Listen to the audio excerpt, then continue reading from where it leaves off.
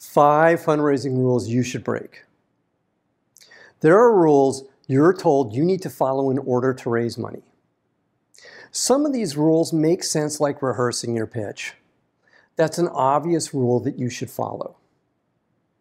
However, there are other supposed rules that it makes sense for you to break. In fact, breaking these rules can be the key to you raising money. And that's what today's video is all about. In today's video, I'll share with you the 5 fundraising rules you want to break and why it makes sense for you to break these rules. I hope you like it. Hi, I'm Brett. On my channel, I help early stage startup CEOs like you raise money and grow your startup. So if this sounds like you, then hit the subscribe button and the bell so you get notified every time I release a new video. Let's get started. We'll go in reverse order today, starting with number 5 on our list that you should break. Number 5, you can't raise money in the summer. The supposed reason you shouldn't even bother raising money in the summer is investors are on vacation during the summer. So, why even bother trying to raise money? Instead, the rule is you should wait to raise funding until September when investors are back from their holiday. This is definitely a rule you should break.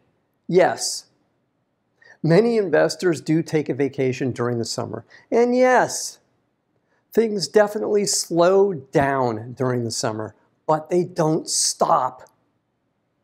And you will have lost valuable time if you wait to raise money. Instead, you should go forward and deal with the delays. For example, we were raising our Series B funding over the summer, and we had 5 investors that were getting close to giving us term sheets.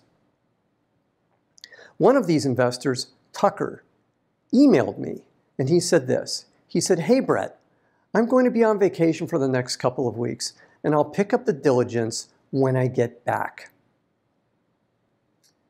I wrote back, "No problem. Have a great vacation." Of course, what else was I going to do? And 2 weeks later, we picked up where we left off. And yes, Tucker did give us a term sheet. In the meantime, we continued working with the other 4 investors that weren't on holiday. Here's the deal.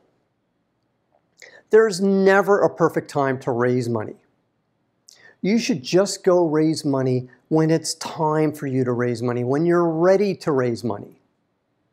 Let's move on to number 4 on the list that you should break. Number 4, just pitch 10 investors. Give up if no investors are interested. This was the advice I got from a partner at the venture capital fund where I was an EIR, entrepreneur in residence. I guess the thought is that if you get 10 no's and no experienced investors are interested, then you don't have a company that is investable. What a load of garbage. I am so glad I didn't listen to his advice because I would have never raised my initial funding. Even more, pitching 10 investors, yes, just 10, is too small a sample size. Think about it. If angel investors and VCs only invest in 1 startup for every 100 they invest in, then shouldn't the goal be to meet with at least 100 investors? I approached fundraising as a numbers game, and I think you should too. The more investors you meet with, the more the numbers work in your favor, and that's what happened with us. It wasn't until we met with the 64th, yes, 64th investor on our list that we raised our initial funding. Now we're on to rule number 3 that you should break. Number 3, you have to be in a hot market to raise money. There are so many reasons I hate this one. The biggest reason being that I've seen too many CEOs change their pitch to fit the flavor of the month, and it always bites them in the face. Always. For example, right now, artificial intelligence is the flavor of the month. So the thinking is you should make your startup fit into this box because it will increase your chances of raising funding. I totally get why you would be enticed to change your pitch. Fundraising is hard. And maybe this change will magically help you raise money. I actually think this will hurt your chances of raising money. The reason I feel this way is it's like putting a square peg into a round hole. Your company is what your company is. My company had this exact problem. We were an analog semiconductor company trying to raise money in a market that didn't want to invest in semiconductor companies at all. To make matters worse, there were other unique things about our strategy and business model that didn't fit what investors wanted. Now, I'm not saying that you shouldn't make adjustments that make it easier for investors to understand what you're doing. We certainly did. However, I am saying that making unnecessary changes to your plan will hurt you. Your goal is finding investors that get what you're doing. This is exactly what we did and why we got funded. Let's move on to rule number 2 that you should break. Number 2, you can't go back to an investor that passed on you already. No is no. So don't waste your time with investors that tell you no. That's the rule. Well, not so fast. The reality is that when an investor tells you no, it's only no for that moment. If something changes, then a no can turn into a yes in a heartbeat. For example, maybe the number of customers you added has increased. Or maybe you didn't have a CTO and now you do have a CTO. You get the idea. These are valid criticisms of your company, and your goal should always be to improve your company, full stop. So, as you improve your company, you should let investors know that traction is improving, or the team is improving, or whatever is improving. In our case, one of the investor criticisms that we got was we didn't have a CTO or VP of engineering. So when I added Jeroen, our VP of engineering, to the founding team, I went back to investors that passed. And guess what happened? That's right. We got a term sheet from an investor that passed already. Remember, as I said before, no is only no for now. Okay, we're on to the final rule you should break. Here it is, number 1 on our list. Number 1, you need warm introductions to investors in order to raise money. Warm introductions means that someone that knows the investor will introduce you to the investor. So, you're using their credibility to get you a meeting. And there's no doubt about it. A warm introduction is a great way to meet investors.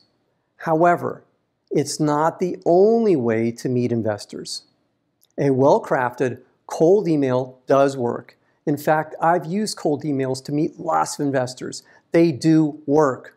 For example, Jason Lemkin of SaaStr fame has said that many of his best investments come from cold emails. It does work. The key is to be direct and to the point when you email someone. I wrote an article about how I did this that I have a link to in the notes below this video. Now, if this content is resonating with you, then please hit the like button right now. Here's a summary of what we've learned today. Number 5, you can't raise money in the summer.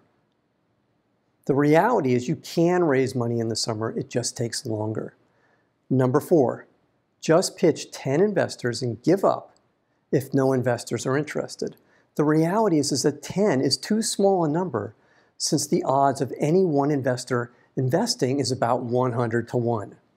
Number 3, you have to be in a hot market to raise money. No, you don't. You just need to find an investor that believes in what you're doing. Number 2, you can't go back to an investor that passed on you already.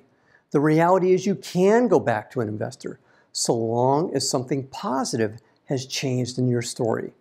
And number 1 on our list, you need warm introductions to investors in order to raise money. The reality is that cold emails do work. Investors do respond to a well-crafted cold email. Now, what did you learn from today's video? Put your answer in the comments column below today's video. And if you have any questions, put them in the comments column too, and I'll be happy to answer them for you. Now, I have one more thing for you today. It's my free startup pitch deck template. It has all the slides you need to develop an awesome pitch deck. Click the link below today's video, and it's yours for free. And for more great content, click on the video at the end of today's video. And if you haven't already, then click the subscribe button to get notified every time I release a new video. I'm Brett at brettjfox.com. Thanks for watching today. Take care. Bye.